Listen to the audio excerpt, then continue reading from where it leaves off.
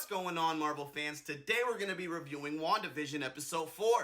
But before we get into this, I'm throwing out a full spoiler disclaimer, okay? Things that I'm going to talk about in this review. If you have not seen the episode, you might feel that I spoiled some things. Now, while we're talking about spoilers, I want to share something with you guys. I'm going to call a spade a spade. Why not? A friend of mine, he runs a very popular Instagram page called The Geek Realm. And on this page, he posted a small short clip of Vision with the crater skull and gray face after Thanos plucked the Mind Stone from his head like a booger out of baby nose, okay? And his comments were in a total uproar, really upset, DMing him threats and creating fake pages to almost bring down his page. It's absolutely ridiculous, guys. How can he spoil something that we already know? Vision is dead. He been dead, okay? So nobody spoiled anything. Y'all are getting a little too emotionally attached to this season when y'all just hated the show episode ago, but now all of a sudden you're willing to put your life on the line, right? Now it's like really important to you guys, huh?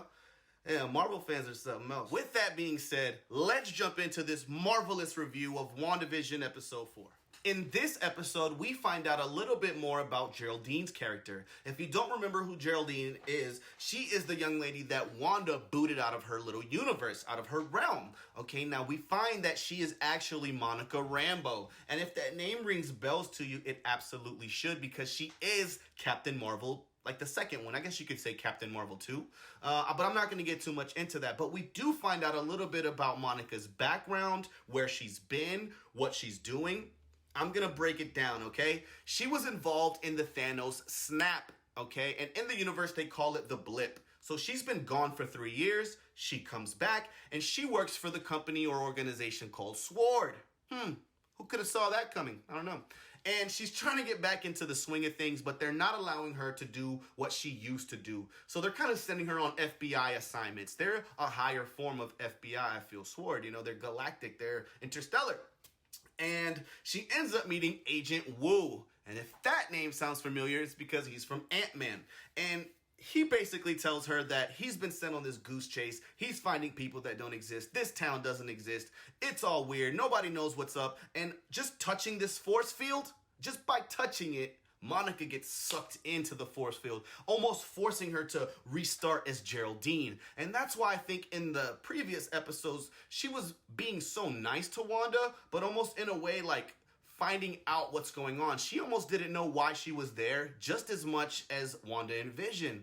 And speaking of them two, we don't really see them much in this episode because this one focuses more on the days or hours leading up to maybe episode 1, if you want to say. But what I really loved was they explained all the Easter eggs that we saw in the first 3 episodes. They're all a part of this episode. So, of course, everything stems from something. But the way that they shot this season is like almost, backwards or scrambled. And we're almost, as the audience, trying to make an omelet out of all this shit.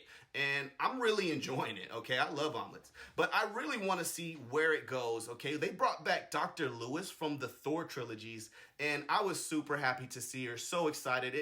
It's such a good feeling to see old faces in new things, especially Marvel-related. It just brings such a sense of familiarity to the season and the episodes, and it makes me want to watch more. It makes me want to see later what happens and who are they going to bring for other things. Now, remember, they're supposed to be making a Falcon and Winter Soldier show. There's supposed to be a Loki show. So trust me, man, I'm really, really excited, just like I'm sure a lot of you are. Now, tell me what you thought about this episode. Did you watch it? Have you seen it? I hope I didn't spoil too much. I really didn't talk about much because really the episode is just full of everything, and I'm still downloading everything myself. So it's not that I wasn't paying attention. It's just, man, these Marvel movies will take you through a loop, man. It'll take a little bit out of you. So, man, if you haven't already, like, subscribe, tap the notification bell, hit me up in my DMs, drop a like, hit a comment. I don't care what you do. Flip-flop it. Doesn't make no matter to me. It's been a pleasure. It's your boy, Merc, and I'm out.